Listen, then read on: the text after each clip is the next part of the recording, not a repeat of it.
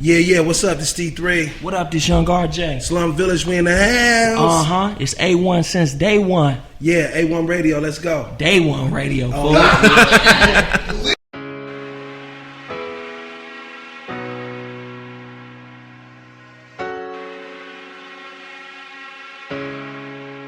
The business.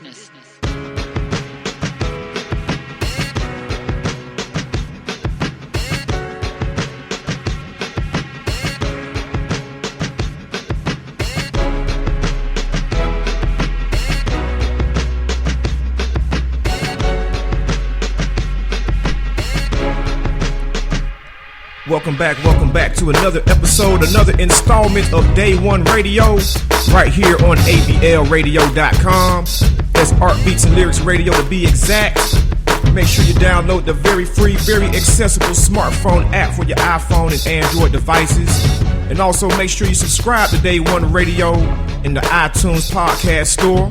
My name is Maurice Garland. I'm one of your co-hosts, and to my right I have the world famous BP, Brandon LSK. What's happening, brother? I'm chilling, man. We got a lot of guests in the building today, man. Yeah, we do. Before we get into that, man, we had a good time at A3C this weekend. We got to shout that out. Oh, we did? Yeah, man. That's cool. Seeing everybody, the Roots, and Ghost and Ray and everybody. You mean one music fest? Yeah, same thing. That's why I was like, we did have a fun time at A3C. Same thing. A3C coming. I got A3C on the brain. Forgive me. That's how it goes, man. You guys, but One Music Fest was dope. So shout out to Mo, Cynthia, and Carter, and everybody else to put that on. Had to get that out the way. And it seems like it's just concerts like crazy. We got Music Midtown coming up. We got Afro-Punk coming up, and this week in the A, we got the legendary group out of Detroit, Michigan, Slum Village. What's happening, fellas? What up? What's going on?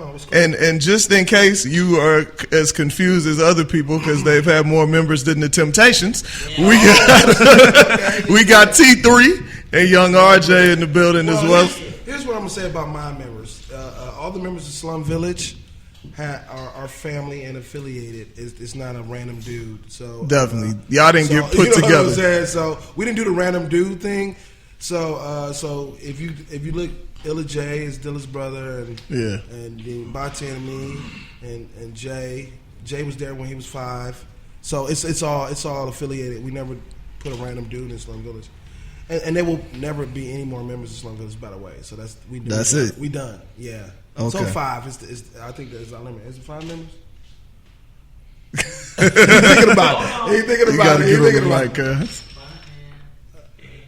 Yeah. It's 5 members. It's never going to be no more than 5 members, yeah. That's funny. But you know what's funny, though? People never say that about the Roots. I can tell you 2 members of the Roots is not around no more. True. You know what I'm saying? But they my guys, but they never mention that the Roots have changed. Changed people But when you look at the Roots, it's like when you look at Slum Village, it's like watching basketball because you can see everybody's faces. The Roots is like football. You can't see their faces. You know what I'm saying? All the members of the Roots wear helmets. Is what you said. And another difference is up until the Tonight Show, I'm pretty sure people was going up to Black Thought and Quest to be like, "Hey, the Roots." The Roots, they don't know nobody's name. They know y'all name. First of all, everybody knew the bass player Hub. Now everybody knew Hub. No, people in music. You don't know Hub. People in music knew Hub. Yeah, I remember Hub. You remember Scratch? I got more members. It's more than 2. I mean, you had Rozelle. Scratch, Rozelle, Malik B. Malik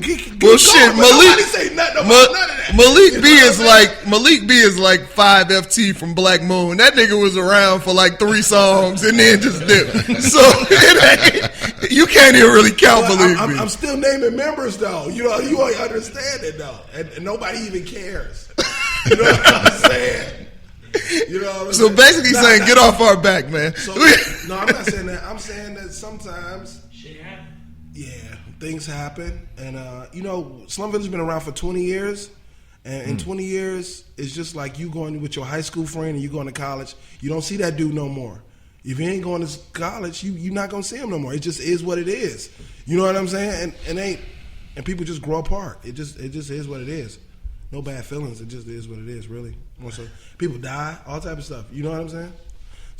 So things happen, but and we didn't even get. And I guess in hip hop, we don't feel like hip hop should ever grow up, which I don't get. Well, it's I think finally people getting are just older now now. into It's that. finally getting older Yeah. now. Yeah. But sometimes we don't think that hip hop should grow up. I mean, You know hip what I'm hop saying? has to grow. Like, dude, Too Short turns 50 next year. Exactly. Like, You know what I'm saying? Yeah. You can't act like it's not happening when it's happening. We all got to get older. We all got to have a family one day or not. But what I'm saying is, hip hop is getting older now. It's finally maturing, and it's okay. It's okay. It's all right. Every genre of music can grow up, but it seems like people don't understand that hip hop got to do it too. got you. Just speaking to that point, I also wanted to say that I think a lot of it is because people refer to hip hop as being a youth culture. You know what I'm saying? So it's like, I guess this is what, the third generation of hip hop? Yep. So now, like, the old heads is like older, Cool Herc and whatever is older. But I mean, it's hard to get people to grasp that it can be more than what it started out being, I guess. Right. You know what I mean? Right, it's right, more than right. just that youth culture. So how do you go into a studio kind of thinking about that, or is it just you just go in there and just do what you doing? I kind of just make the music and try to just make it make sense for me, but no, I never go in there thinking about age and all that. I just do what I do. You know what I'm saying? What happens is this. Me and Cool Nutz was talking about it, and we was like this. When you have Who we haven't introduced yet. yeah, Cool Nutz is in the house. The mayor of Portland, Oregon is in the building. Yeah, Thank you. he's here. Thank you. He's here. Thank you. But me and Cool Nutz was talking. We was like, man, look. Sometimes when you have children, you start censoring your words as hip hop. And when you was young, you just didn't care. You just said whatever you thought. So there's a level of being like, man, do I want to say this in front of my child? Or, you know, what I'm saying? Well, I don't have children. I'm not married yet, so I really don't care. Like a lot of guys who do have children and are married, you know what I'm saying? I really don't care. I just say what I say, but I do get it. How you consistent? Talk about it. What you think about that, Cool Nutz? I mean, I just feel like it's just a level of accountability because now you have other people that you're responsible for their development and growth and understanding of life in general. So you have to kind of change up a little bit of the stuff that you're doing or saying or the content, and just, I guess, just be a little bit more thoughtful in terms of what I push out there to the world, because I've got to think about if somebody says, "Oh, your dad does music," and my son goes and listens to it, or my daughter listens to it. You know, what am I giving them, and what are they going to take from it in terms of their perception of me? See, but with me, it's like, how do? I don't know. It's like the most vulgar song that you can possibly do. You know what I'm saying? Yeah. It's not coming from a bad place. It's coming from, this relationship is not working, and why am I still in this relationship that's not working? But it is coming from a bad place. And if I had a 2-year-old, I guess I would feel some type of way about my 2-year-old. Now, don't get me wrong. You know what I'm saying? I still say stuff I don't want them to hear. You know what I'm saying? But I mean, because it's my music and it's still my art. But in terms of how far I would go with something, and certain things, you know what I mean, that I wouldn't particularly want to put in front of them. Because how can I say don't listen to him? But then I'm saying the same stuff that, I just want to try to lead a little bit more by example. So that way, if they ever be like, "Daddy," I'll be the. Yeah, I feel that though. I do feel that, but it's a level of that. I feel like it's art, and sometimes art is art. Yeah. You know what I'm saying? And sometimes you're selective too, because I remember, just this past weekend, Ghost and Ray was doing a show together at One Music Fest, and they was doing all the coke rap shit, all the whole Cuban Links album, everything. Right. And then it's like Ray brought his daughter out on stage, but by the time he brought his little girl out on stage, they were doing Shay Shayla Ghost. You know what I'm saying? They weren't doing, criminology and glaciers of ice and all that. That's what I was about to say. When it goes back to doing a live show, you can't really avoid it because that music has been immortalized. You know what I'm saying? So the people that came out to see you, they came to see you do the ignorant shit. I mean, you know what I'm saying? Unless you're Lauryn Hill and you come out and sing the songs that no one wants to hear, and then it's different. But, so we're going to take it back, then we're going to come forward. But I have to mention, just in case we don't get in-depth into it, the new album is fire. Oh, thank you, man. I appreciate that. The new album is a mixture of old and new. I'm going to let Jay break that down. Jay's going to talk, y'all. Yeah, I'm going to talk today. The album is, what happened with the album, basically, everybody know the Dilla storage bin was found in Detroit in 2012. So what happened was, Dilla's mom and her business partner reached out because in the storage bin he had everything categorized like Busta music, and it'd be like all Busta stuff that he got. But one of the bins was Slum Village music that Dilla never got a chance to return to us from working on Volume 1 to previous stuff. So they turned it all over to us. So when we was listening through the music, we was like, man, you know, the music is still dope. So only thing we did was took records that Slum had already been working on, updated them, and put new rhymes on them. Some of them by 10, you already hear him on there. Dilla already had the hook on it. Like this, give me such a good feeling. Right here, such a good feeling. Reminisce back when didn't have a dealing. Now we back here, trying to make $1 million. Go, we gone if you wanna holler. Hey, yo, hey, yo. We back, we on a chase for them dollars. We on a go. We killing them and it feels so good. Hey, yo, hey, yo. Let's feel it, we hope the point is overstood. Hey, we getting paid, players know we raise it up. All about to grind now. Look at my clique, we linking up. Loved it when we broke it up. Back in the club, posted up. Thought it was all over, game over for the both of us. Nah, we just soaked it up. Why? Cause it's more to us than what you see in the screen from the cameras. Responsibility, changes, challenges. Standing on the front line, waiting just to tackle it. Backtrack a bit, but I flip like a gymnast. Turn my life around, it's the life of the realest. The price of the gifted, despite all attention, I wouldn't give it up, that's the price of it. Like this, give me such a good feeling. Right here, such a good feeling. Reminisce back when didn't have a dealing. Now we back here, trying to make $1 million. Go, we gone if you wanna holler. Hey, yo, hey, yo. We back, we on a chase for them dollars. We on a go. We killing them and it feels so good. Hey, yo, hey, yo. Let's feel it, we hope the point is overstood.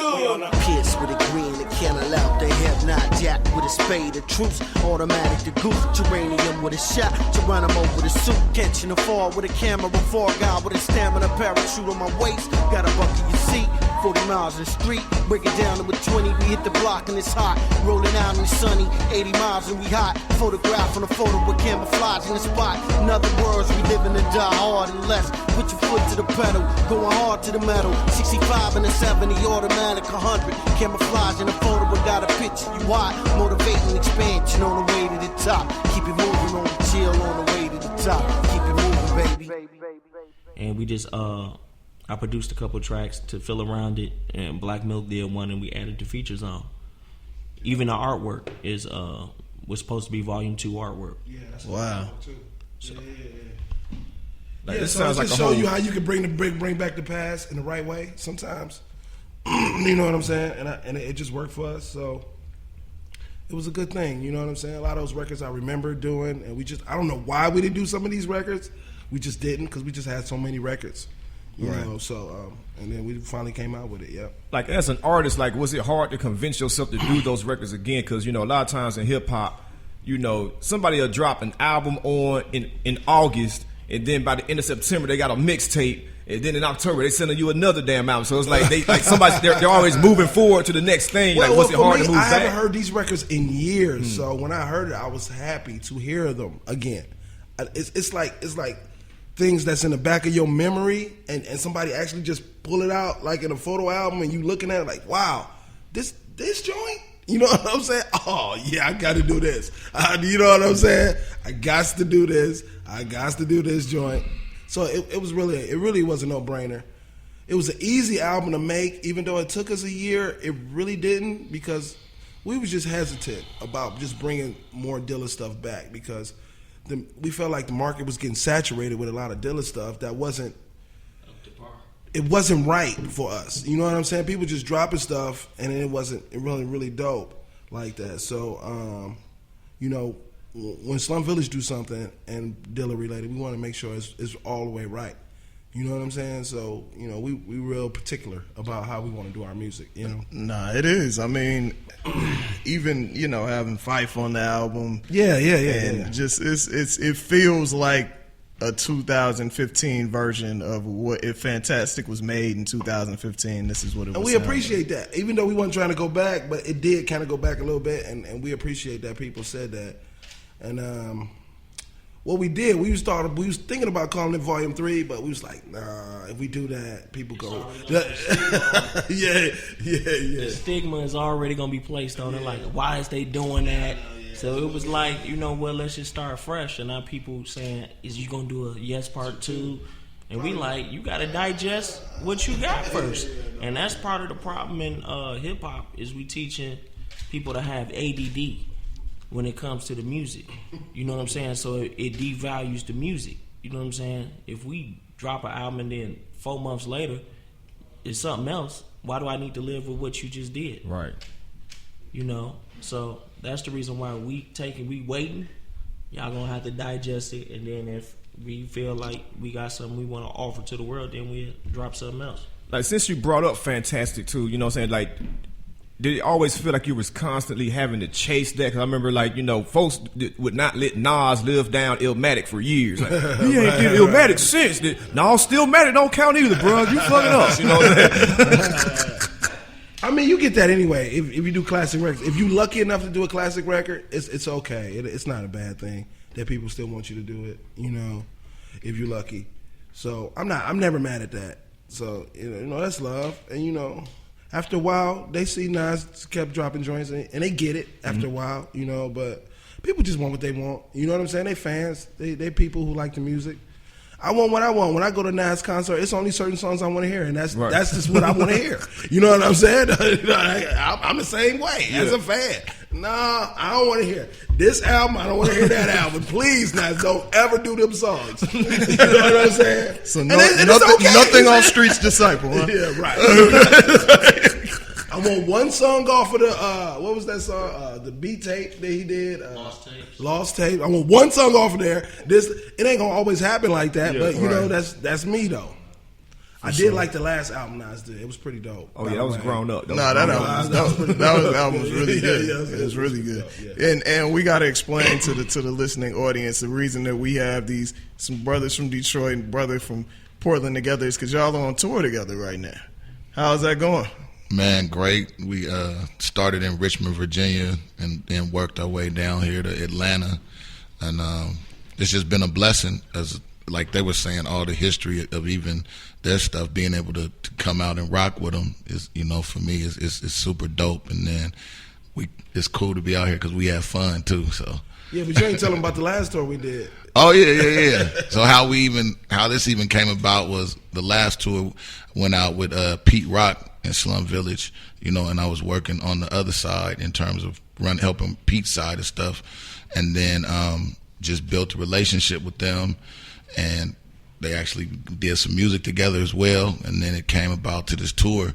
So it's a good situation, and I'm excited about it, and it's like I said, we have fun being out here. So sometimes too much.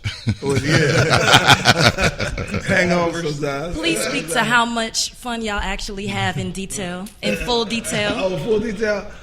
And remember, y'all just got finished talking about kids and stuff. Well, it might be drunken night. You see, me, I'm single, no kids, so it might be a random freak off night for me. Like last night, I had a freak off night. I was wondering why we ain't see you. I seen T3. I seen Cool Nutz. Man, you know, so that's me, you know. And then you just got the escapades of everybody else, you know. So T3 owed me a get drunk night because he pulled his card earlier in the tour. So I'm going to wait until he want to be a ham and sit in the hotel room. And then I'm going to be like, nah, you got to get up. We're going to get drunk. And then everybody got to get drunk. You know what? The tour life is fun, but you do got to pace yourself. You know what I'm saying? We do tour at least 75% of the year. Yeah. So Slum Village does a lot of touring.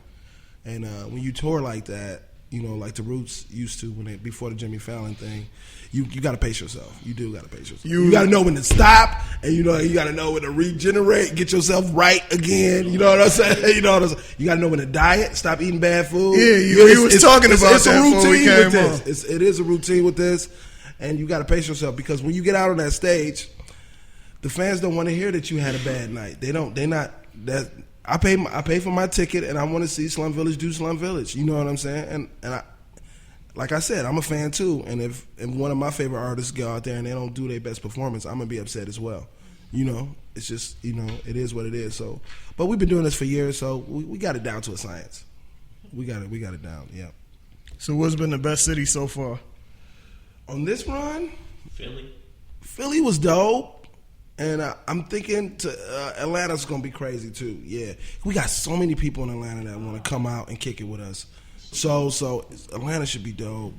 And it's crazy, man. Like, I don't even know if you remember this, but the last time I saw y'all in Atlanta, I didn't know what the hell was going on, but it was at the Loft, and you was on stage like, well, Atlanta, I got some news for you. This is the last Slum Village show ever, man. We breaking up after we leave this stage, and everybody was in the crowd like, hold up, bro, what the hell going on? You know what I'm saying? It didn't get all the way out there like that because, you know, there weren't, like, everybody wasn't smartphoned out yet, but everybody had the little flip cams out like, nigga, what the hell going on? Like, you know what I'm saying? Like, well, but, you know what? Slum Village had a lot of.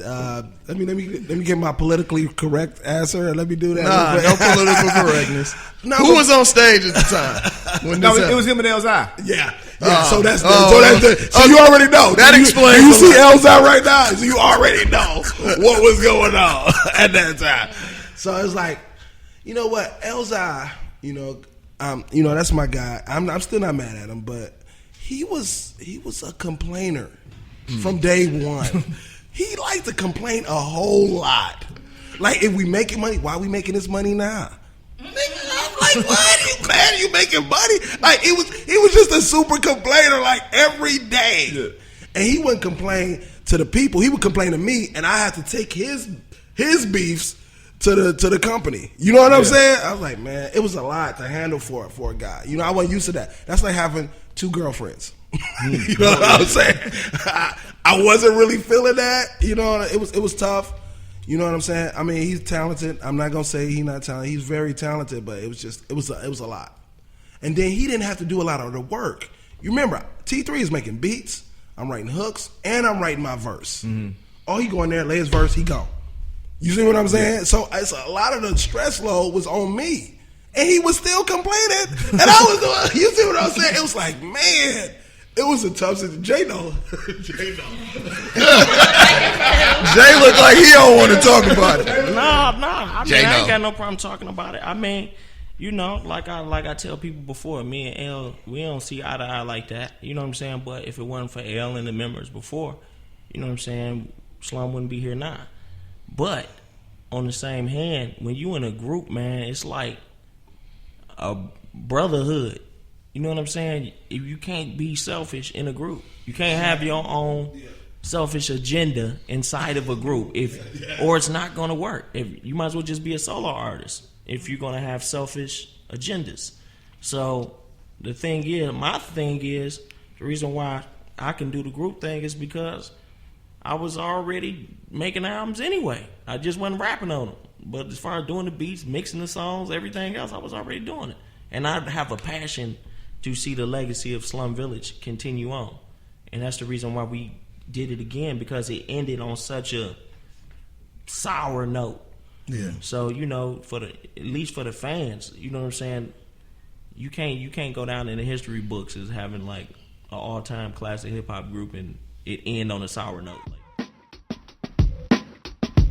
Coming from the urban city ghettos, but we still king, queen, natural born rebels. Black tails, crack cells, heavy boulders, pebbles. We done push it low. We done seen everything from gunfights, selling dope, getting cream. It ain't depression, you can ask my ancestors. Trifecta from the Tribeca. I bet you we push it low. Resurrect, little effort.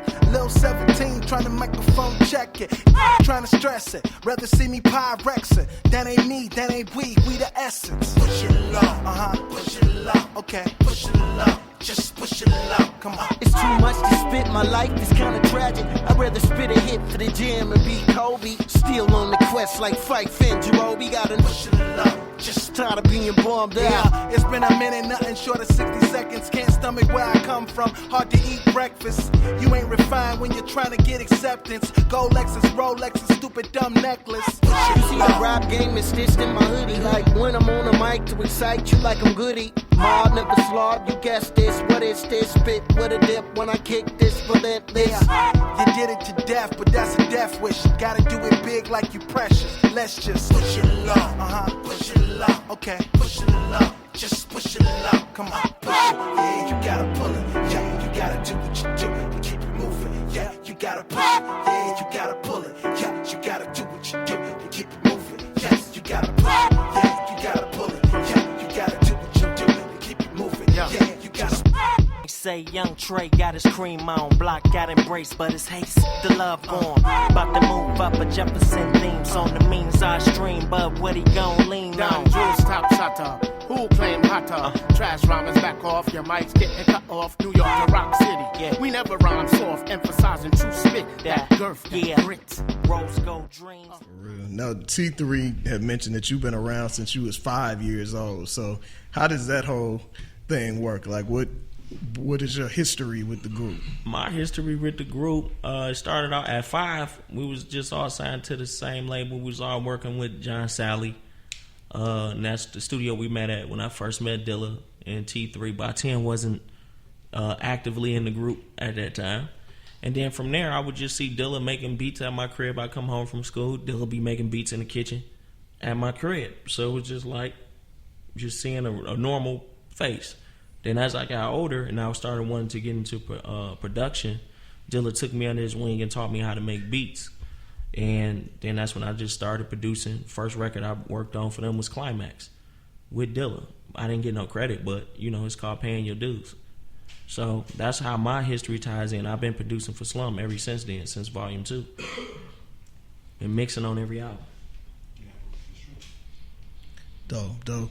So, man, we talked about, obviously, the different members and everything. And on a more serious note, with Baten, I don't think a lot of us knew early on that he had, issues with mental health and things of that nature. Like, how did that kind of affect you guys' process, not only as a group member, but as friends? You know what?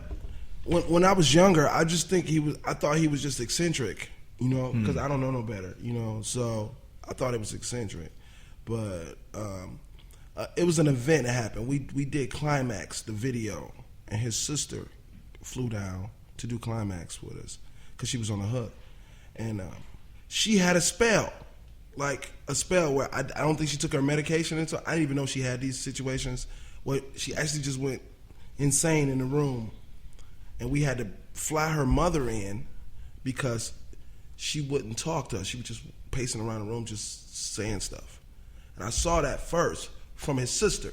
So it ain't what you think. When people have mental issues, they first of all, it's in your genes. Yeah, people don't know that, and it's a real issue. And I don't think black people do that enough. Talk about black people with mental issues. They that's my crazy cousin in the back, and they just never let the guy out the house. You know what I'm saying? But it's real situations, man, and those situations need to be medicated. They need to be treated.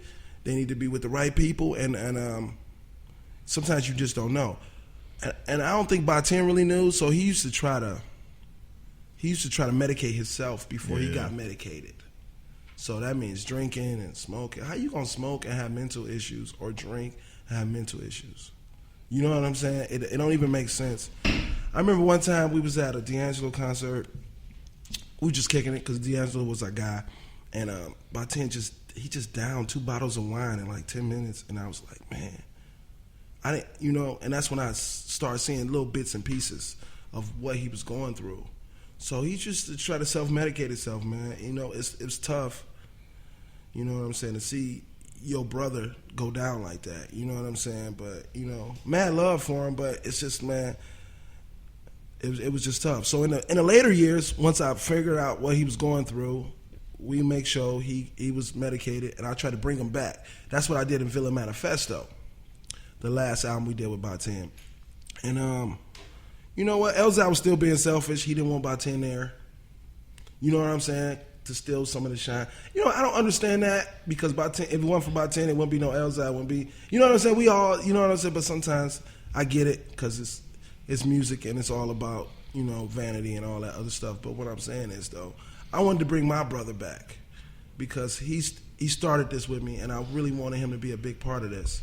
You know what I'm saying? So, but Baten would just dip though. He would do the shows. We was like Rock the Bells.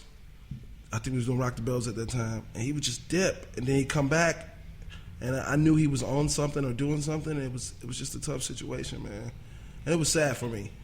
You know what I'm saying? Because we was in a good spot. We had with Jazz. Well, now who DJ for us? P Rock DJ for us, and High Tech. So they would take turns DJ because they just wanted to see the group do their thing. You know what I'm saying? So the love was there, but I don't know, man. When a person is in that space, I don't know what you do with that. You know what I'm saying? Did y'all, I'm sorry to interrupt you, but did y'all, I know that he was, when you said he was eccentric, I know a little bit about like him having to record in a separate room from y'all. No, he wanted to record in a separate room. Yeah. We had 2 studios. Go bring it down, Jay. I mean, we had an A room where the mixing board was, and then we went and bought equipment for a B room so we can be working around the clock. And like we'd be in the A room working on the song, and Baten would just never come in there. He would be in the back room with the door locked, with incense lit, candles lit, and just be beatboxing and doing Bobby McFerrin songs. But Bobby McFerrin songs that he did too, by the way. Yeah. So I guess that would speak to why you felt like he was just eccentric. No, way more things than that. Yeah, it would be like weird stuff. A butterfly might land on his shoulder, and he'd be like, "See what I'm saying? You see that butterfly? He feel me. He feel what I'm saying." And I'd be like, "Huh? What are you talking about, Ted?" That's what we mean by eccentric. Tell me what he said about it in New Orleans. Huh? In New Orleans. You remember that New Orleans when we talking about he saw some giant man? Oh, yeah. Wow. I mean, we saw that was in L.A. We was in L.A. and we was walking down the street, and he was like, "Oh, my God. Did you see them giants come out the ground?" And I was like, "Huh?" And I was like, man, maybe he sees something I don't see. And I honestly believe that. I believe that Tim was able to see little bits and pieces of certain stuff, and Yeah, so it's a lot of situations. I mean, I remember one time we was on tour, the last tour that Dilla did. See, Dilla loved Baten's style, but as getting along, they never really got along because Baten was so eccentric, and Dilla was so trying to be hood. He was hood, but not hood. Anyway, so they used to always bump heads, and I was like the mediator to kind of bring the 2 worlds together. So Dilla always wanted to go to the Gentleman's Club. The shoe shop. Gentleman's Club. That was his thing. To the point where me and Baten had to go to the Gentleman's Club. Now, Baten is one of those people he's extremist. So when he does something, it goes over the top and too much. You know what I'm saying? But I used to just try to bring them 2 worlds together because I could go either go. I go to Gentleman's Club and I can do yoga with Baten. It's both with me. You know what I'm saying? I was an easygoing guy, but so I used to always try to bring them worlds together. So anyway, we was on tour and Baten used to. He knew a lot of remedies for far as health. So one of his things was eating raw cloves of garlic. Because it does help you a lot with your blood and everything. You know, I know that now as an older guy, but Baten was on it back then. So Dilla was like, what Dilla say to him? He said, "Yo, man, I can't do this shit. The whole fucking butt smell like garlic, man. I'm going home, man." He was like, some garlic, bro. He think niggas vampires or something, man.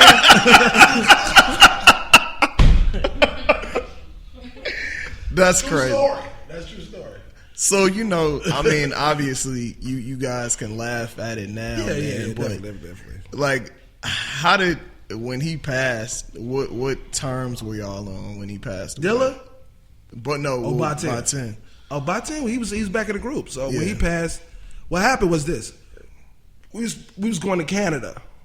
And what happened? Canada is the strictest place in the earth. In the earth. It's a 50-50 chance you're gonna get in or you're not gonna get in. Now here's the thing about Canada. Now, by 10, he can go to Europe, but he can't go to Canada. Yeah. You know why? Because he had child support. Mm-hmm. They don't allow anybody who have any type of child support to come into Canada. If you owe any child support, really? To come to Canada? Yeah, Canada. So what happened is he couldn't come. So me and Elzai, we had to go to Canada without him. And then I guess by 10 just went on a tangent with drugs and stuff. And then we came back, he was gone. Before we came back, he was gone. Just overdosing in drugs. He just went crazy from the money he was making with us because I brought him back. You know what I'm saying? So I had to fly from from Canada back to come to this funeral. It was just a tough time. You know what I'm saying? And that's what happened. You know, and with all the things I was doing trying to save him, I couldn't save the guy. I just could not save him. You know what I'm saying? And it was a tough time. You know what I'm saying? Then after that, me and Elzai, we just got bitter. And it was over for the group. Period. You know what I'm saying? Like, what keeps you motivated and interested in doing this? Because, like, you know, it's like it seemed like the whole time in the group, like you've been like quarterbacking shit, and a lot of it was like stuff that you didn't even sign up for. It's like, bro, I just want to rap. I didn't sign up for nothing. I never signed up to be the leader of Slum Village. It just happened. I never signed up for a lot of this stuff. But you know what I'm saying? I felt like this. By 10 and Dilla both told me to keep going. When Dilla said he was going to lead the group, when he sat me down and talked to me and told me he was leaving the group, he's like, T, man, you got to keep it going, though. I was like, for real? He's like, yeah, man, you got this. I was like, okay, if you say, I got it. I guess I got it then. You Dilla, you know what I'm saying? If you say I got it then. Then By 10 said the same thing. So I was like. Yeah, By 10 said add a new member. Yeah. By 10, the last time I saw By 10 was in the show in Detroit, Rock the Bells. Some stuff had happened backstage. And By 10 came out and got me and my pops and was like, yo, don't pay no attention to whatever it is, you know what I'm saying? No matter what happened, you got to keep it going. Add a new guy in the group. And we was like, why would we add a new guy and we got you back, By 10? And he was like, man, you know, you just need to add a young person in the group. And that was the last time I saw By 10. So we really just doing what they asked of us to do. Yeah. Wow, that's amazing. And that's why it's working. You know what I'm saying? Other than that, it wouldn't work, you know? So it's wild, man. Just was there ever a period, even though they told you that? I mean, losing Dilla in 06. Of course it was a period when I I didn't want to do no music or nothing. Yeah, of course. But, you know, I mean, we had our thing. When Elzai left the group, the whole group went down, and it was like, you know, it was a tough period. We had a tough 3 years after that. You know what I'm saying? To rebuild the brand, because he just said so many negative things about the brand. You know what I'm saying? Some of it wasn't true, some of it was, but what happened was, if it wasn't for the brand of Slum Village, you wouldn't even be here. Why would you do something that picked you up? You know what I'm saying? But you know, some people are like that. And then, you know, you got Karma. Right now, he's struggling and juggling. You know what I'm saying? And we still out here working. You know what I'm saying? I never said anything negative about him in the press because that was never my thing. I'm not that guy. Mm-hmm. You know what I'm saying? So any personal beefs I got with him, that's between me and him. Right. You know what I'm saying? But I don't do that. I don't do that, you know, go back and forth thing.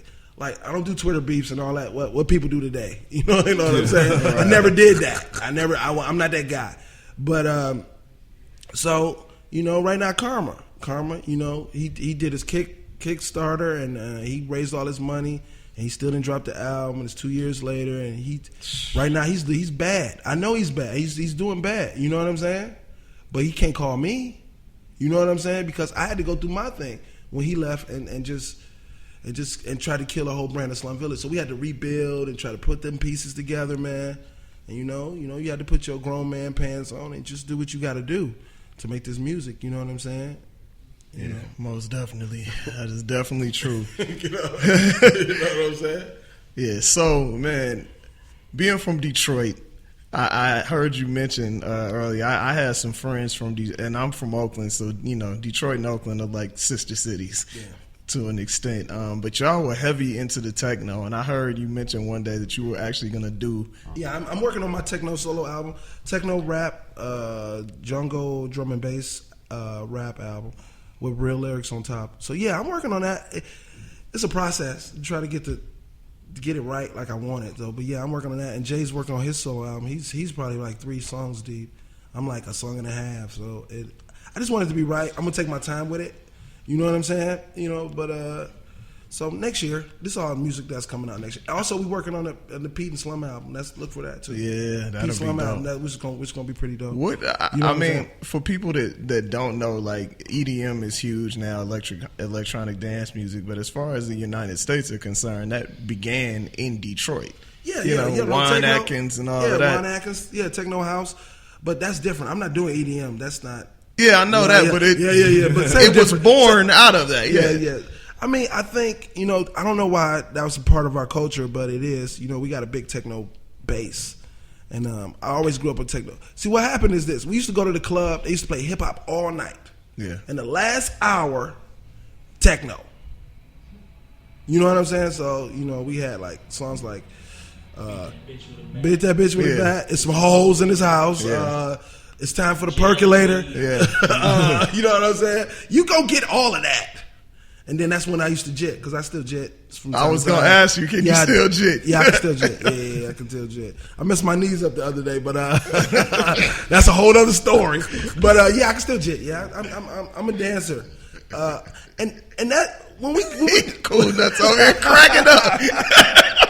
No, because I got in the van yesterday and I just looked back at him. He just looked like a wounded puppy. The spoils of war. He had the spoils of war. Well, in our day, if you was hip hop, you used to dance. Yeah. You see what I'm saying? Now that culture, it comes back now. You got the nene or whatever, but we really used to dance. So I had a dance group as well as I had a rap group. Gotcha. That we just go out and just hit the clubs and get busy, and that was our thing. You know what I'm saying? It seemed kind of funny now when you say that, but yeah, we used to get busy. You know what I'm saying? I mean, we used to practice our routines for hours and hours and hours of the day. That was the same thing down You here. know what I'm saying? You know what I'm saying? Like growing up down here, like everybody wasn't rapping yet. You know what I'm saying? It was like you was either dancing or you knew how to fight. Like that was your that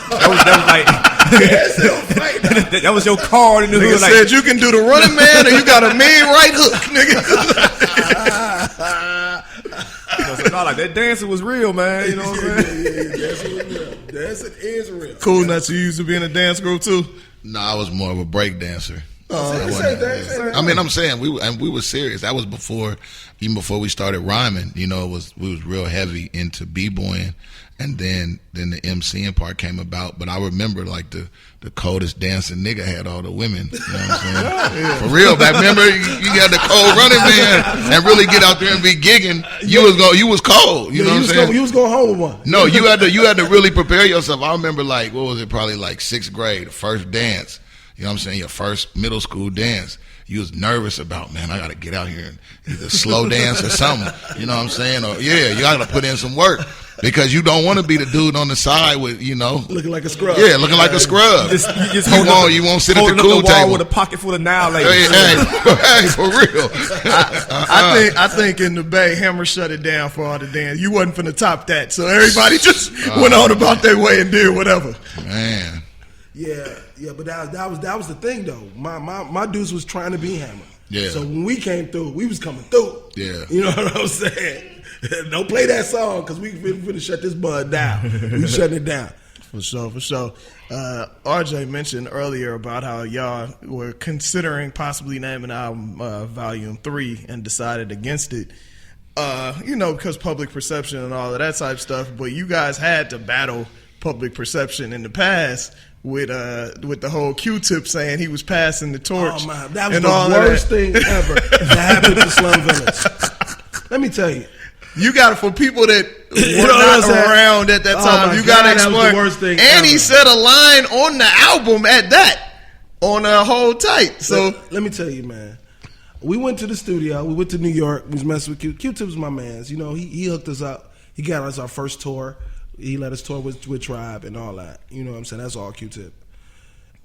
And even he did all of that. Even when we decided not to sign with him, he still looked out for us. Yeah, because he wanted to sign Slum Village, but I didn't want to do it. But anyway, so we go in the studio. You can't just gloss over that. Why didn't you want to do it? Because you don't sign to an artist. You know better than that, man. I'm like, Q-Tip, well, who else you put out, bro? Okay, then. That's why I'm not doing it. It's simple. It's just mathematics. You know what I'm saying? Right. That's you my guy. You know, all up in the video. You know what I'm saying? You know what I'm saying? Nope, I ain't doing that. I'm smart enough to know that. Anyway, so we was in New York, and we was walking to Sabero's. Me and Q-Tip, we walking on the streets of New York, and from the studio. And he was like, "Yeah, man, I'm finna lead this rap game." I'm like, "For real? What? Where's this coming from?" "Man, I'm not feeling it." I was like, "Dang, for real? Okay." So we walking. I buy my slice of pizza, and we walk back. "Yeah, man, I was like, "Okay, well, you got to do what you got to do, bro, I guess." But I didn't know he was gonna put that on a song, right? You know what I'm saying? Like, you that was the whole verse. You gonna make the one song we get with Q-Tip about that? Thanks, bro. So what happened is the media just chewed us alive, bro. It was like New York magazines was so mad at us. Like, we made Q-Tip say this. You know what I'm saying? To the point where they was just throwing dirt on us. Like, just because. It was like bad reviews, everything. And it was like, just because what Q-Tip said, like, because they didn't want Tribe to end. Yeah. They did not want Tribe to end. And it's bad for us. So it wasn't a good thing that he did it on our record. So, like, one magazine at that time, which was, I think it was The Source or whatever, they gave us a bad review. And then 2 years later, they revised it and said, you know what, Volume 2 is a classic. But the reason why they gave us a bad review at that time is because of what he said. I get it, but it wasn't our fault that he said that. And he didn't even retire anyway. That was just, you know what I'm saying? You know what I'm saying? So it's like, it was a bad thing, bro. It kind of killed the brand because we knew Volume 2 was a classic. But, back then, New York and L.A. ran all magazines and media at that time. You know what I'm saying? It wasn't a horrible review, though. I remember it. It was like 3.5. Yeah, it was 3.5, right? We deserved a 5, though. Like 3.5, because I remember. Yeah, it was 3.5. Like it was average. 3.5. She right. No, she said it was 3.5. 3.5 meant inside. Yeah. I remember buying albums, like I would buy all my 8-ball albums and all that. But like, man, this 8-ball MJG album is shit. Can't wait to see what the Source give it. 3.5, y'all crazy. No, that's real. That's real. It's a few, especially if it was like something that they weren't super familiar with. They was gonna hate. Yeah. Like it, period. Vibe gave it like 2. Vibe gave it 2? Gave it like 2. Something like that. No, it's 2.5. Something like that. Yeah. That's still bad. They killed us, though. They killed us, bro.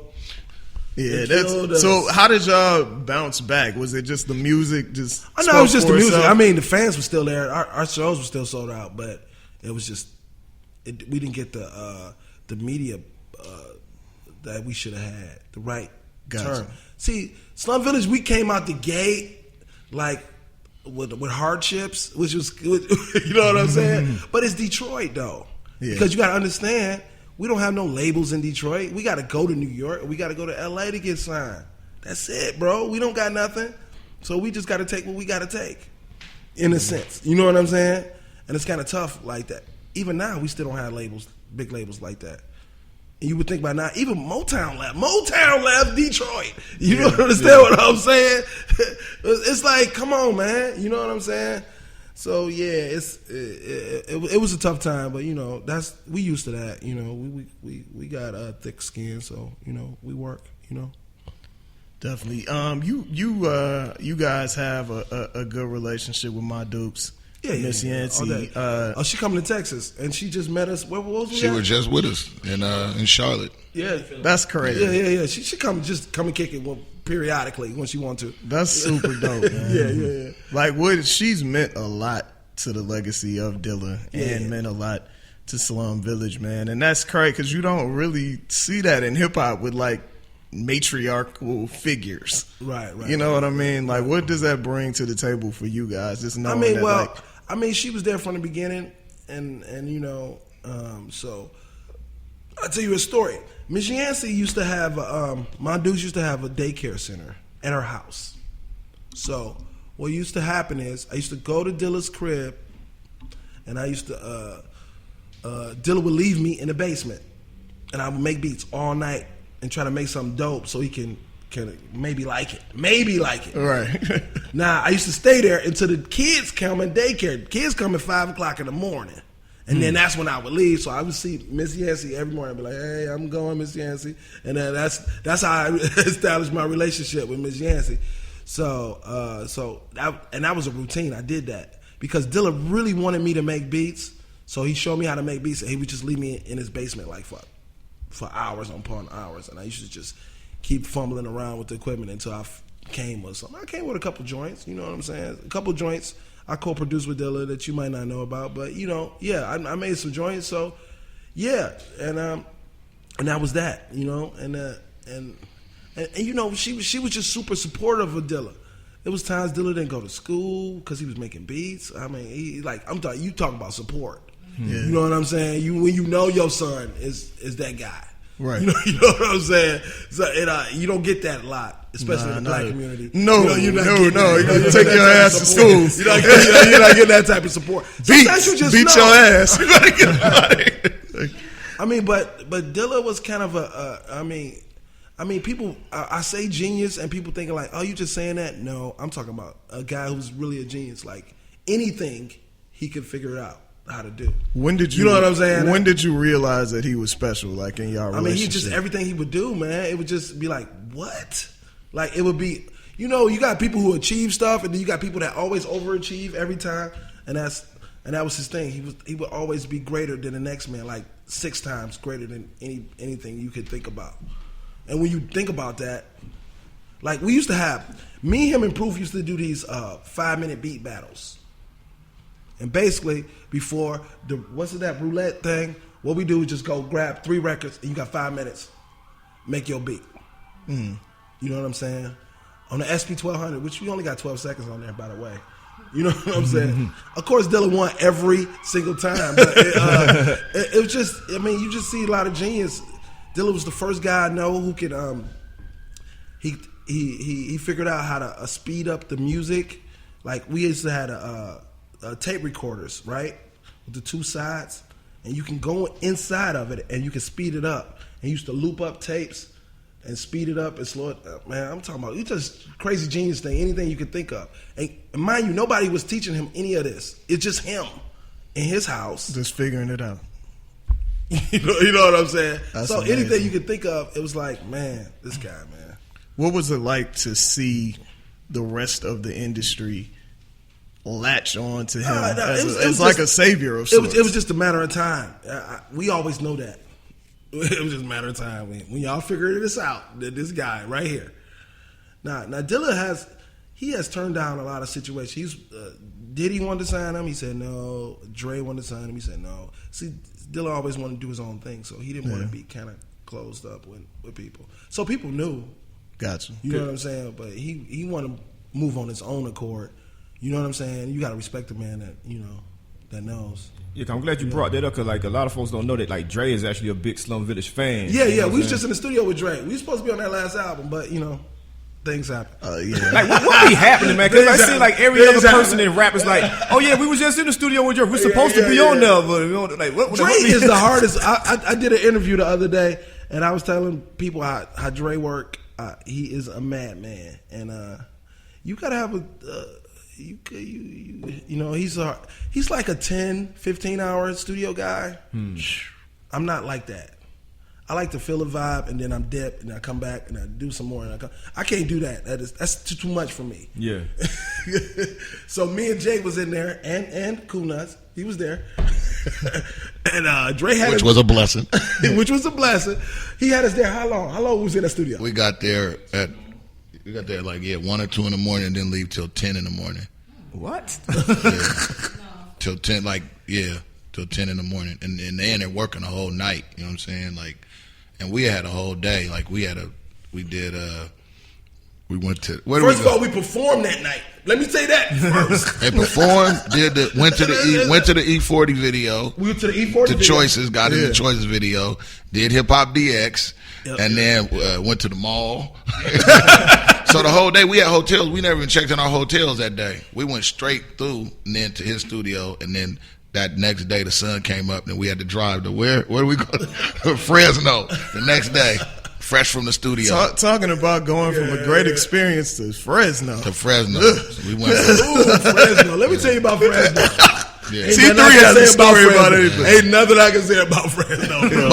But the stuff that they did in the studio, the stuff they did that night, like when I walked in, I was like, oh shit. Like it was like I thought it was gonna be on the album too, and I'm just wondering. I've always thought this, and he'll live a long time. Nobody wants to see Dre die, but is there gonna come a point where we just hear all this incredible music that he has worked on over the last 20 years, or will it just be in a vault somewhere? RJ saying no. Like you will never when hear that music. when his heart rate dips below 0, does everything spontaneously combust? Man, like, I think he got that. I think he got all that stuff on hard drives that probably if he hit a button, everything will erase. You know what I'm saying? Like he's so. The fact that he's so tedious with stuff, I think it would never come out.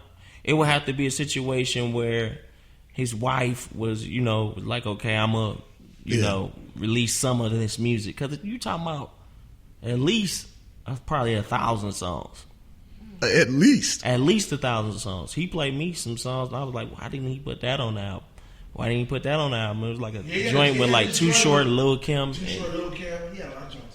And I was just, like the joint. Had a Dilla beat. He had a Dilla beat with like Ralphie El Sadiq on it. It was crazy stuff. The joint we was on was produced by Pete Rock. It was like, so it was like crazy, dope. But we had to leave. Like he wanted us to come back that night. But we got a show, man. Fresno could have won. We on tour. They're used to disappointment. Fresno would have understood. Fresno would have understood. Yeah, Dre probably got some super titanium hard drive made by Apple now. You know? Probably. Yeah, that's true. I feel like all of it is encrypted. Like honestly speaking, like I don't think anybody could even like his wife. I don't think that would be a situation where she would be able to just go in and be like, I think I will just release some of this. I think it's like there's no way. He got a joint with R. Kelly that was crazy. He got joints, man. Dre was just playing stuff. He just be playing joints. I mean, but so that album that he released, it ain't even like a smidget of the joints he got, bro. It's not even. I believe it, man. We talked about Detroit a little bit, man, and I haven't been to Detroit in like 2 years, but it feels like every week in the news they're talking about urban renewal, and then you got another side talking about gentrification. Detroit is popping right now. Detroit is popping right now. Everything is new. It's like a new building every day. Like Detroit is popping right now. So you go down, it ain't what it is. But it's kind of it's a good thing and it's a bad thing at the same time because it's not black anymore. That's what I was gonna say. Gentrification is part of it. It's not black anymore. But it's our fault. We had Kwame Kilpatrick, and you gotta be careful who you vote for. You know what I'm saying? And he just kind of messed it all up. You gotta be careful black who you vote people. You know for, what I'm saying? And I'm like, man, you had all of this. You know what I'm saying? And you decided to do that. Look, if you're gonna be a sleazeball, don't be a sleazeball in your own hometown. Go somewhere else, man. Travel. Yeah. Get on a flight and be a sleazeball, but not in your own town, bro. You know, if you're gonna be a sleazeball. I'm not saying that you should be a sleazeball at all. But what I'm saying is he took the freak off nights too far. No, it's like you can't trick off in your own neighborhood. He in the Manugian mansion having strippers in there in the mansion that we paying for, taxpayers. Yeah, that ain't. How you having the strippers in your what? No, what they doing is that, bro? You dating your person you working with your wife? Yeah, I mean, come on, man. What is you doing, man? I just didn't get that. You know, I'm the guy. I voted for him, and I really was a big supporter, but it was just too much. It was just sloppy, man. Come on, man. Too much. It's ways to do everything, and it wasn't the way. It ain't the way. So it wasn't the way, bro. That ain't what you do, bro. Do you I ain't the mayor, and I still said, as a rapper, I wouldn't do that. Okay, then you need to relax, man, a little bit. You know what I'm saying? You too hip hop for the world. No, don't blame that on hip hop. That was on him. That was him wilding out. Yeah, he was wild. Do you think the city? Do you think it'll be? I saw today it was like 3 companies that gave like $6.5 million to minority business development. Well, they should because it's 3 people that's buying everything. The It's owner 3 of the companies. Cavs. It's 3 people that's buying everything in Detroit. So yeah, they have to do that because they done bought every building and they wait until people's leases up. I know a lady who had her business for 30 years. Now I don't know why she didn't buy it. She was there for 30. I don't understand that. But anyway, she had her business for 30 years and her lease came up and they kicked her out. Damn. That's crazy. You know what I'm saying? Successful business. It's just your lease is up. And they would not renew her lease. Wow. You see what I'm saying? And that's happening a lot. Now, I don't know why the black people that was buying property didn't get together and just buy some stuff. And why would you be leasing something for 30 years anyway? You know what I'm saying? Make no sense. It ain't even good math. You know what I'm saying? But that's how it was, man. And I was sad because I was a big supporter of her. And I don't know what she's going to do now. So, because... And they're not letting you go someplace else neither. You cooked. You basically cooked. As we say, that's our word. You cooked when you have no options. You cooked. Yeah. So are we gonna see a time in Detroit where Mari's and Cartier Frank just ain't the norm no more? Like you just gonna you see the Cardis right No, now. but that's him. I'm just saying. Right You now. said it's not black no more. So is it gonna be a time? No, it's not black. You got anytime you see white people jogging, bro, you know it ain't black no more. Man. But you got white people rocking Cardis in Detroit. See, I ain't never seen. No, you know what? I can't front. The first time I went to Detroit, my homegirl plugged me in with this Armenian dude who his pops had photographed a lot of Motown. You probably know what I'm talking about. And he was like in an '84 Monte Carlo. I was like, okay, I can get down with Detroit. This feels like home. Like it's all good. Yeah, we rock a Monte Carlo back. Yeah. And we still gonna.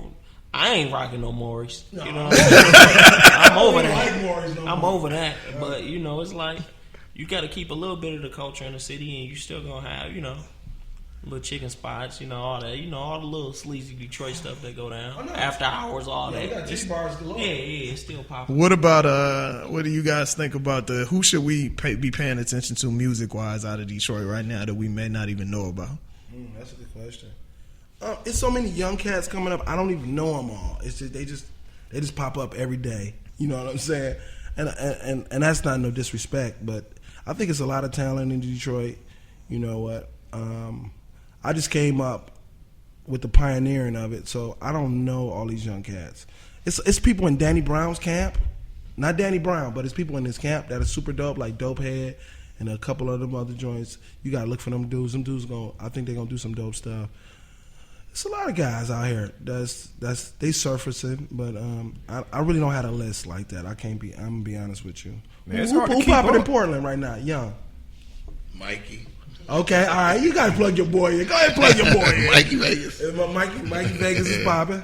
Damian Lillard. All right. Damian, hey, you know what? Damian Lillard raw though. But you know what the thing is with Damian is that he actually interacts with the scene. Like he'll come to a show where there's 40 people there. Even the show that they put the video up of him, his first live performance, that's in Portland.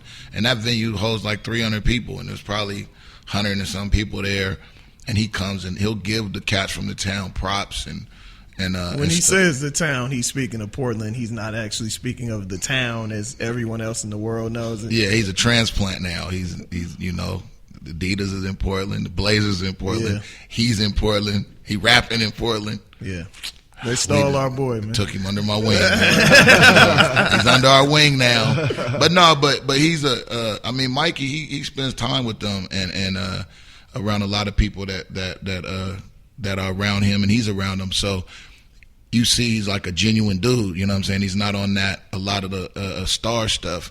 And even early on, like when I was like years ago, when we had Rasheed Wallace, like he was the same way. Rasheed used to kick it. He used to kick it in D. Rasheed would come in the bar in a sweatsuit with his own 6-pack of Heineken.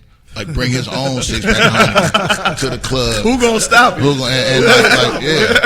And the thing was, is like it's cool to see cats like Damien carry on that type of mindset, because like when I was putting out some of my first records, Rasheed was there and he was paying attention to the scene. They had a radio show, I remember and I that. did my album release party, and he was the first one there, first person to show up. I was like, right on, bro, for coming. And he's like, ever since I've been here, bro, you always show me love, Cool Nutz. And he stayed to the end, everything, kicked it, popped it. Came by himself, wasn't even on. You know what I mean? Yeah. But so it's good to see cats like Dame like acknowledging cats, or even being open to coming around and and mixing and mingling with people, because a lot of them cats don't do that, especially for Portland. It's not looked at as like a urban mecca for hip hop or whatever, outside of the few people that are making moves like that. It just dawned on me that T3 looks kind of like Big Von. That just hit me. No, I was literally just looking at the tour dates and it hit me. Von is the homie though. That's what's up. That's what's up. So, the album is out. Yes. Yeah. So like I said, look for two. We got 3 new projects coming up. Jay's solo, my solo, and it's Pete and Slum album coming. So yeah, y'all look. Well, before that comes, they gotta buy the album, man. I don't think a lot of people know that this album is really dope. I don't think it's always surprising. A lot of people just hit me up like, "Yo, I just heard the album, bro. Wow, okay." I was like, "You thought I was gonna make some trash? I don't understand." Well, I'm gonna make some trash, bro. Right. Cool Nutz hit me up. He's like, "You know what? I really like this album. This ain't no rapper stuff." No, I told him the first day of the tour. When I first seen him, we pulled up. I was like, "Man, I just want to make sure I tell you the album is dope, like crazy." Yeah, you know really what I'm saying? is. The album is crazy, like, because when it came out, I didn't get a chance to sit down and listen to it. So leading up to the tour, and then I do a radio show in Portland, so I started playing some of the songs. Northwest Breakout. But stuff. yeah, then I sat back and went and made time to really listen. Because when you live in a lifestyle where you moving all the time, you don't always get to listen to music how you want to. Right. So I look at these guys like they my friends. Like I don't, you know what I'm saying? It ain't just music. Like we kick it. Like I have fun kicking it. We ain't talking about music all the time, or I'm rapping for them, and you know what I mean? But I feel like I sat down, and when I listened to the album, you don't get a lot of albums like that, like where you really can listen to the whole album and it don't sound like they trying to make singles, or right. You know what I'm saying, or let me try to get this on the radio. It's like really, really genuine music, and you don't get a lot of that. And make sure y'all pick that up, and your latest album, Bruh. Oh yeah, Bruh. Exactly, man. And that's it. 40 is on it. Glasses, Fabby, Chris Calico, and Bosco. There's some joints on there. Yeah. So y'all make sure y'all pick that up as well. For people, y'all got 5-6 dates left on the tour. No, we got I think y'all got Texas. Y'all got the 3 Texas. 8 or 9. Yeah. 8 or 10. 8 or 9. Yeah, you got Texas, Oklahoma, a bunch of dates. Y'all can go on Slum Village website and look that up. But what can they expect from the show, man? Oh, we having fun. I don't know if we're gonna drink tonight or not. I'm drinking. Well, just period for the rest of the dates, because this is played around. No, you know what? I made a promise to Mikey that this is the last night I'm drinking, and then after this I'm going back to smoked ham. That's what we call a person that don't want to party. We call them smoked hams. So I'm going back to smoked ham after tonight. That's what we started at. Yeah. Everybody, we were supposed to be on that page, and we all fell off the wagon. Well, it was because of where we went. I was the first one to break. And normally, I don't drink. So it's like either you have me like where I'm just a respectable gentleman guy. I don't do nothing. I'm just in a hotel room chilling. You don't see me. Or you're going to get turned up to 10. It's only one or the other. So, I'm going to turn it up because it's ATL. All the homies is here. After that, Oh, yeah, we got I'm homies going here, back to smoke ham status. And me, I go from T3 to like T7. You know what I'm saying? That's like that. Are you T6 tonight? Or what? That's what Pete used to say to me all the time. Like, which T3 we gonna get today? And me and Pete, you know, that's my guy, man. We used to have our little rivalries that we was just doing, and we just had good times, bro. We just had some good times. That's dope, man. That's dope. Let him send him a picture now and this, and I'm like, Pete, where you at, son? and we got a saying that we say. It's called "Get yourself laced." That's our saying. So yeah. So we sent a video. Yesterday, where was we at? We were in Wilmington, North Carolina, having drinks after the show, and we shot a video and sent it to Pete. And he posted it on his Instagram the next day. Get yourself laced. He said he was feeling some kind of way. Because literally, we had that's the thing is like we have fun. It's not all like we're not in the van and everybody on their own weird page. Like how we popping it right now is how it is when we every day. You know, so that's one of the things is like you want to work with people that you can be comfortable with and it's, you know, and this chemistry and, you know, you enjoy the experience, you know. So I look forward to every time we, you know, each day we getting up is something new and funny and, you know, and on top of that we doing music. So, you know, so it's a blessing all across the board, just the whole experience. You got it right here. Is it right here? Most definitely. Well, yo, tell people where they can find you on social media. Everything on mine is at Cool Nutz, COOLNUTZ. Instagram, Twitter, Facebook, and then also I got my boy Mikey Vegas out here with me from Portland, one of the hot young, you know, dudes represent Portland as well. So check him out too, Mikey Vegas, the new project, Confessions of a Hustler, and he's rocking with us on the show as well. So check him out, just Mikey Vegas, and it's Vegas with a Z. So look out for him, and T3 Slum, Young RJ Detroit on Twitter, official Slum Village on Twitter. Slum Village on Facebook. Yeah. SlumVillage.com. All that. It's on there. All right. Appreciate y'all coming out, man. Looking forward to the doubt. show. Thank you for having us, bro. All right. Can't wait to see y'all at the show. Oh, for sure. Most definitely. Drinks. We'll be there. You drinking? Hell yeah. You drinking? I will, yeah. You drinking? Oh, it's on. It's on. Yeah, we all drink down. We all drink down here. We all drinking down here. Matter of fact, speaking of Atlanta, shout out to DJ JC. He is the one that put me on to y'all. Oh, word. In 2000. So shout out to him. Rasta Rules, that's my guy. Yeah, he's dope too. Absolutely. All right, this has been another episode of Day One Radio. ABLRadio.com. We out. DJ Wally Sparks.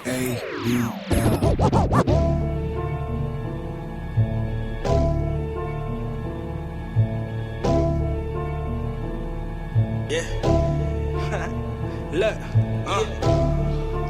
lately I've been tripping though. Yeah, really tripping though.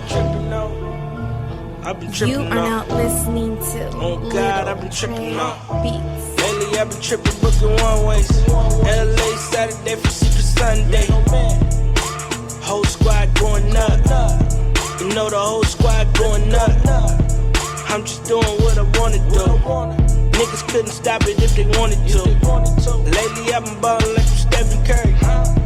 Niggas looking like the Chris Paul. Fact that I'm on got them pissed off. She just wanna know what my wrist cost. Told her, baby girl, you ain't about this life here. You could buy a Bentley with the sights here. I ain't gotta write it cause I'm living it. Pull up done flexing on some nigga shit. Got a black 40 but a old 30. I finesse a plug for the old birdie. I been really tripping, booking one ways. Police tryna book us for the gunplay.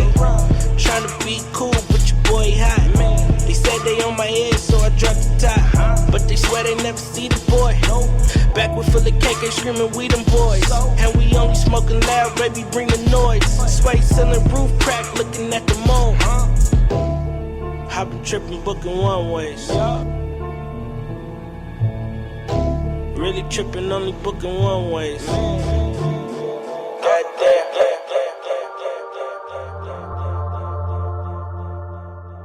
Park Mouth Beats.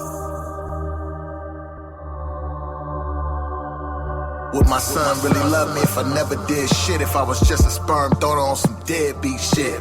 Reflection of my flesh, connection to the death. To my final heartbeat, I would get my last breath. Something to live for, would really die for it. From his arrival on this earth, how could I not try for him? I'm an example of what a father should be. And being absent, it really ain't me. The full efforts could never talk on it. And for my family, put some white chalk on it. Extension of my bloodline, kill for that simply. Ignore the love, it really ain't in me. Responsibilities, provide like I should. Give them the world even when it ain't good. And God told me do the best job possible. And work harder when it comes to the obstacles. What would I do if I didn't have you? And if you didn't have me, where would we be? I was made to do my job. I don't get paid to do my job. I hear your voice in my ear. Yeah, you made it very clear why I'm here. See the big boys coming, growl of the tailpipe, futuristic shit, the halogen headlight, slap on enormous, passenger gorgeous, old school shit, fuck the Mozzie and the Porsche, gorilla in the trunk, it sound like Silverback, Cutlass, Skylark, I'm bringing that Zapco back, you can feel that monster slap, a nigga earning in a monster trap. The money talk like the gang signs, the realest niggas really runs in my bloodline. You see the chrome and the wet paint. We stupid stunting so the bitches really feel faint. OG Kush, my niggas smoke the finest dank. And never starving, we dining on the finest plates. A turkey leg and the gravy spread. And stupid slap, it really might wake the dead. Yeah, you know you hear nigga. Bass beat like a motherfucker. Pull up, I know you see a nigga. All them niggas be scheming like a motherfucker. Yeah, you know I got it, nigga. They know my shit slap when I'm mob out. We still the hottest, nigga. My bass on head as soon as I ride out. Bass on blast, tweeters on tilt, treble on rebel, I'm fucking them like Will. Got that 89 Quake in my Delta 88 with them sixes on my wheels and it's a Fabby on the plate. And you know it's no debate when I slide up the ground shake. I get cake and my pockets got that big money face. Niggas hate, I pull up, they get that little kid face. Why you mad? You sad? Oh well, nigga hate. They be pouting. My paint be wetter than a fountain and I'm floating. Got me sitting higher than a mountain, playing boasting. Playing some of that old shit, old E47 away. Doing my thing, never gonna stop, repping the bay. Okay, no matter where I stay, nigga, I slide up and I'm slapping. Like Too Short, bitch, I can't stop rapping. And I tell you in your face, I can't hear shit thanks to that everlasting bass. Yeah, you know you hear nigga. Bass beat like a motherfucker. Pull up, I know you see a nigga. All them niggas be scheming like a motherfucker. Yeah, you know I got it, nigga. They know my shit slap when I'm out. What is it? We still the hottest, nigga. My bass on head as soon as I ride out. Me and DJ Head at our home away from home in that fat G-Wagon, chatting on my phones. I'm calling them my niggas, it's time to get it rippin'. Got my 9 milli, in case these pussies get to trippin'. Never slippin', 10 toes to the pavement. Besides my barber, can't another nigga fade me. It's crazy, you thinking earthquake. 2 false gate amps could make the fucking earth shake. JL woofers, W6s, subtract these niggas, double the bitches, third of the problems, triple the money. I feel my tank while it's running, keep my eye in these streets and keep my pockets filled with hundreds. Looking for a thought bitch that's trying to get scummy. Before I stick, I'ma lick the twat. 2 times for Sir Mix-a-Lot. Yeah, you know you hear nigga. Bass beat like a motherfucker. Pull up, I know you see a nigga. All them niggas be scheming like a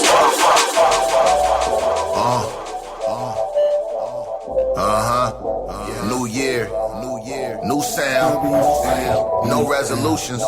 Just do it better, man. Cool Nutz. We gonna get into this good shit. That's right.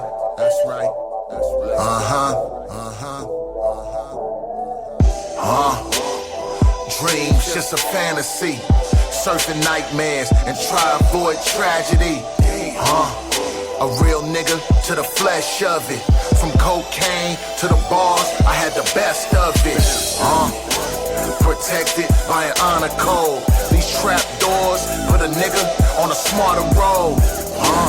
And suckers hating in a cesspool. And you's a bitch, only thing is that you dress cool. I had the bars in the God body. No tennis, them pistols got a mean violent. Yes, and we the realest and the rawest truth. You're only trapping, only gooning when you're in that booth, nigga. From the clacking to the blood signs, a different era. Northeast really took mine. And you was jaded by the street shit. And you was sheltered, never felt it, never seen shit. Memoirs of a real nigga. True stories, so kick back and chill, nigga. We was really in the field, nigga. It's in my song, it's music that you feel. WABL, new rules, new radio. DJ Wally Sparks. What's up, y'all? This your boy Cool Nutz, Northeast Portland representative, and you're tuned in to Day One Radio. Let's go. WABL, new rules, new radio. DJ Wally Sparks.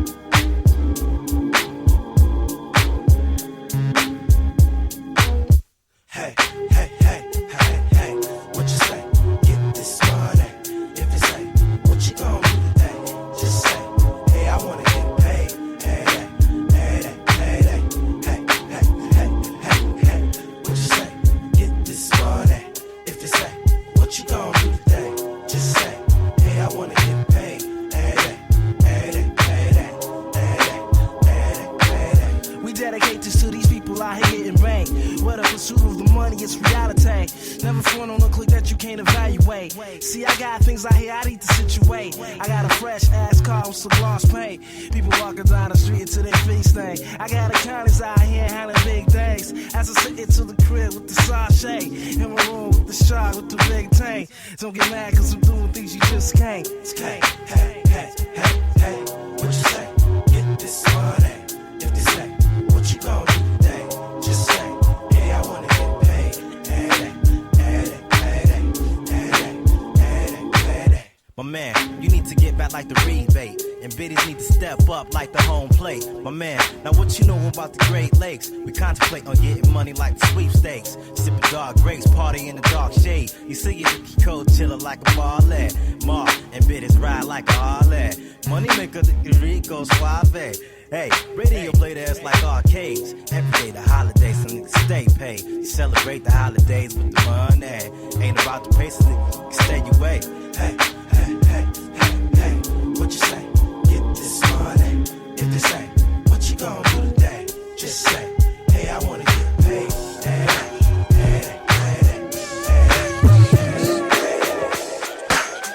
If you ain't feeling me, just walk away. Here's how I do and what more can I say? You. This nigga, I'ma do me. This nigga, do me. This nigga, I'ma do me. Nigga, let me attempt to spit this. Assist this with a pen in my fist. I'm swift as sunny listings. Love be quick, 6 whips, 6 click, yeah, Slum V. We stick chicks to their extensions, fuzzy. Jewelry thick and chunky, ridiculous like in them pictures when Slick Rick was a young B. Boy, I picked this Gumby. I'm comfy till you insist you'll take my existence from me. Clack, click, clip, spits, buddy. I place you in them ditches like Egyptians that stitch mummies. You limp and bloody. I serve niggas like the homeless mission kitchen when fixing chicken for the bums free. You can't tell us we don't get this money. We keep a dollar up like Richie Rich's puppy. We looking for the dips with donkeys and hit. It's the Villa Gorilla Pimp, shot chimps and monkeys. Feeling me, just walk away. Push on. Here's how I do and what more can I say? Do you? Cause nigga, I'ma do me. Do you? Cause nigga, I'ma do me. Do you? Cause nigga, I'ma do me. Do you? Yo, this ODB and Slum Village, Detroit Wildin'. Yo, this ODB and Slum Village, Detroit Wildin'. Yo, this ODB and Slum Village, Detroit Wildin'. You know how we do it. WABL. Girl, if you're flexible, intellectual, bisexual, can I get next to you? If you're flexible, then we can keep it dirty and sexual. If your man fucks, then we gotta knock the nigga out, smack the nigga up, stomp the nigga out, clap the nigga up. She got a man, but a man ain't me. I'm a MAC to PIMP. I'm a showing things, spin a little cheese, baby. Cause your man ain't doing the right thing lately. Yeah, so I'm stepping in his house. If the nigga step up, I'ma knock the nigga out. So I'm here with a bear in the club with some dogs and some chicks with some dairy ass. She got a man, it ain't fair, I don't care, I ain't scared. Hit my dudes and I come prepared. Ladies, let me see what you working with. Make a nigga stay at home like a punishment. I'm trying to think of us, think of we, girl. Think about us in some intimacy. Girl, if you're flexible, intellectual, bisexual, can I get next to you? If you're flexible, then we can keep it dirty and sexual. If your man fucks, then we gotta knock the nigga out, smack the nigga up, stomp the nigga out, clap the nigga up. Yeah, you know how Slum do when we come through. Gumshoe, Air Forces, a pair of Air Jordans. Pally Pala, old school against the white walls. Taylor suits coordinating with the gator boots. Before you hate on what we do, it's a D thing. You flitting at a cabaret off of Alizé. Where the ladies at, pushing back the baby fat. Make it clap like 80 gas. You staring at the Infinitium to choose the key. You got a man, but what your man gotta do with me? He don't want it, nah, he don't know that niggas roll with dreadnoughts, Cardi boys, AML, fat killers, raw CD12, but don't mind now. Now we should hit the telly up, I got the Remy Girl, in the dime if bag. you're flexible, intellectual, bisexual, can I get next to you? If you're flexible, then we can keep it dirty and sexual. If your man fucks, then we gotta knock the nigga out, smack the nigga up, stomp the nigga out, clap the nigga up. Keep it dirty, keep it dirty, I'm calling. Yeah, maybe I'm selfish. I want you to myself, I can't help it. All mine. Yeah, maybe I'm selfish. All mine, ladies, and I can't. Maybe I'm selfish. I want you to myself, I can't help it. Yeah, no one. Yeah, I'm calling. Yeah, maybe I'm selfish. I want you to myself, I can't help it. All mine. Yeah, maybe I'm selfish.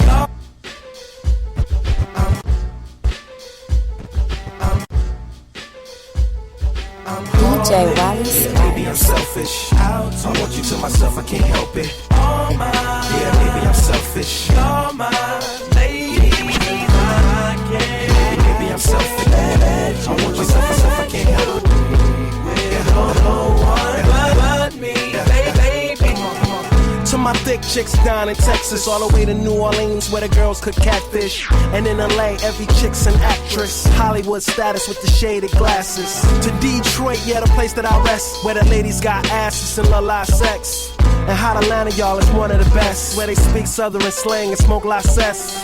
And New York women are way too fresh. Too much on your mind, let me ease that stress. I wish you all were mine, it's so selfish. Maybe I'm feeling myself too much, I guess. But to my ladies all across the globe, in small towns that I don't even know, to all local international code. Whether you see me in streets or catch me at shows, I'm calling. Yeah, maybe I'm selfish. I want you to myself, I can't help it. All mine. Yeah, maybe I'm selfish. All mine, ladies, and I can't. Maybe I'm selfish. I want you to myself, I can't help it. Yeah, no one, yeah, but me, Yeah. baby. Now don't be trying to come around my girl acting like Mr. Friendly and steal the spotlight like Mr. Bentley. I spotted her like Spud McKenzie, and for them fake boobies I paid them Benjis. Get your own. I got Paris, he got Nicki, he tried to get him a clone. He said, yeah, you know you got extra hoes and everything you do is extra cold. From the polo. WABL.